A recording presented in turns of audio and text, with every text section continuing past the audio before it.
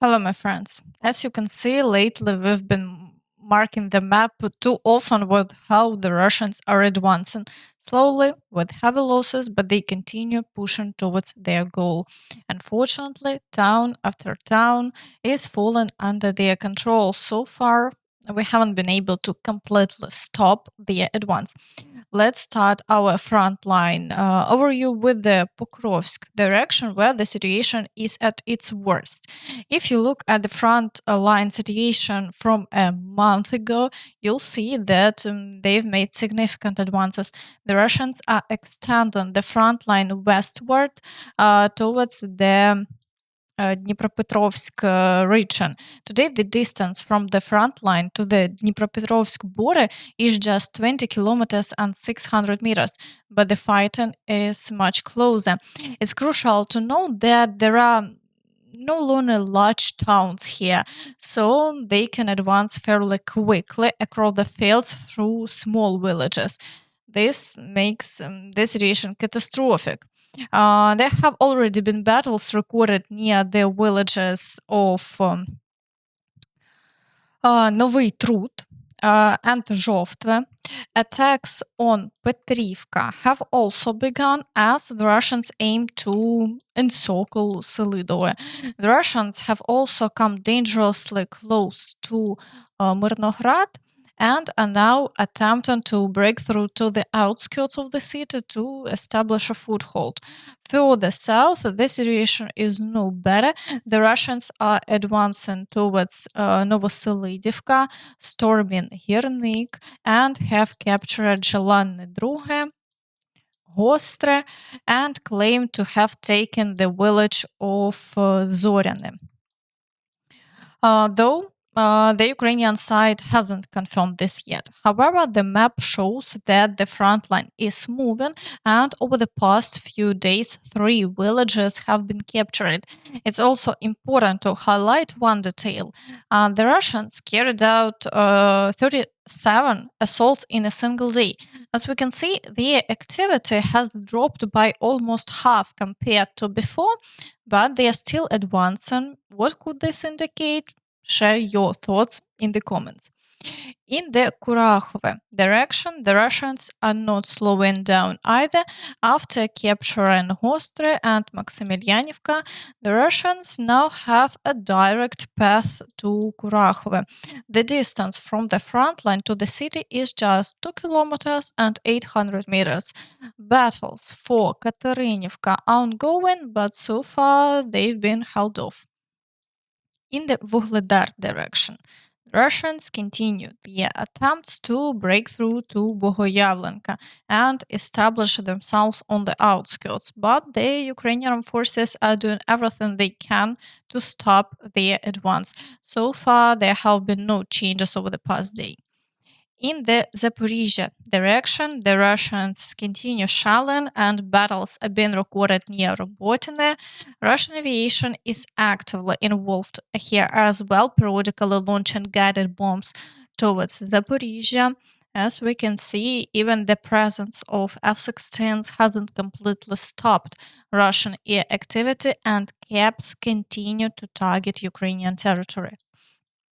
In the Kherson direction, shelling on the right bank continues, with the Russians mainly using artillery and FPV drones. There are also ongoing attempts to break through near Hola Pristan to the islands, but as before, there have been no changes along the front line. Now let's return to the Toretsk direction. Here, the Russians are also sparing no effort, continuing offensive actions in Toretsk itself. They're trying to capture Delivka to move as close as possible to Toretsk from the northern side.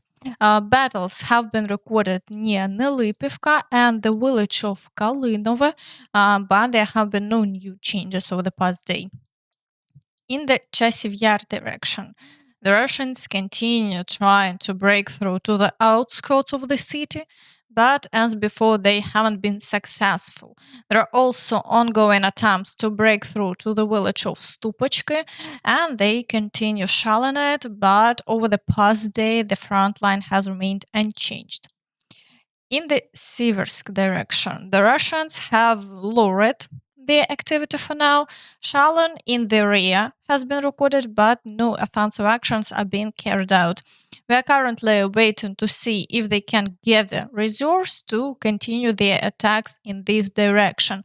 However, for a while now, the Russians have claimed control of Verkhnyokaminsk. And now the first confirmations have started to appear. They've published a video showing their flag being raised. Overall, we're waiting for confirmation from the Ukrainian side and for updates to the map. In the Kreminna direction, the Russians are assaulting Novosadove, Terny, Toretsk, and pushing through the Serebryanka forest. The shelling continues, but as before, they haven't made any significant progress. In the Borova direction, the Russians are assaulting Lozova, but for now, activity is not at its peak here either. It seems that due to their previous aggressive attacks, they are now facing issues with their reserves. As a result, they are currently regrouping. Further south, the Russians are also assaulting Rakivka and the village of Makivka, but they are not seeing any success and the front line remains unchanged. In the Kupiansk direction, the Russians continue their assaults near Sinkivka, Glushkivka, and Kruhlякivka, but no new successes have been recorded over the past few days, and the front line remains unchanged. However, the Russians are very close to their main objective on this front and appear to be amassing reserves for new, more powerful assaults. In the Kharkiv direction, the Russians continue shelling Kharkiv and the surrounding region. Guided bombs are being launched from the Belgorod region using aviation. Meanwhile, fighting continues in Vovchansk and near the village of Staritsa. But there have been no new advances for the Russians, and the situation remains unchanged for the past 24 hours. Unfortunately, there is no detailed information on the Kursk direction, most likely because activity there is minimal. If fighting is taking place, it's on a local scale, and no large-scale assaults have been recorded, so the front line remains unchanged. The number of shelling has also decreased. We'll have to wait and see how things develop. However, because the Russians are slowly advancing and US aid might soon dwindle, foreign publications are continuing to claim that Kiev may have to soften its stance. They believe that Russia currently holds the initiative.